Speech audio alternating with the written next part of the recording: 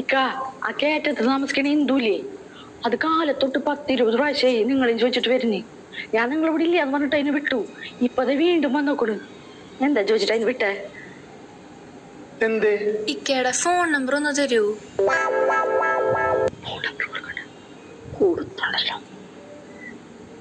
നിങ്ങള് ഞാൻ പറയണത് ശരിക്കും മനസ്സിലാക്കണം.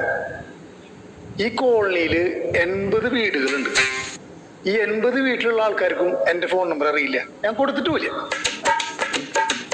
ഇന്ന് രാവിലെ തൊട്ട് ഈ നേരത്തിനുള്ളിൽ നിങ്ങൾ 20 വട്ടം എന്നെ അന്വേഷിച്ചു വന്നു പറഞ്ഞു. നിങ്ങളൊരു കാര്യം മനസ്സിലാക്കണം, 100 കൂട്ടം ജോലിയുള്ള ഒരാളാണ് ഞാൻ.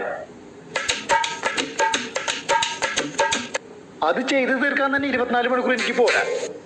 അതിന്റെ ഇടയിൽ സമയം കണ്ടെത്തി 1 മണിക്കൂർ ഉറങ്ങാൻ കിടക്കുമ്പോഴാണ് നിങ്ങൾ വന്ന് എന്നെ ശല്യപ്പെടുത്തണം. ദയവ് ചെയ്ത് ഇനി എന്നെ ഡിസ്റ്റർബ് ചെയ്യരുത് പ്ലീസ്. ഇല്ല, എല്ലാം മനസ്സിലായി. ഓക്കെ, അടിപൊളി. ഇങ്ങനെ തന്നെ വേണം. ഇനി ഒരാളും ഇങ്ങോട്ട് വരില്ല. ഇങ്ങോട്ട് പൊന്നാണ്.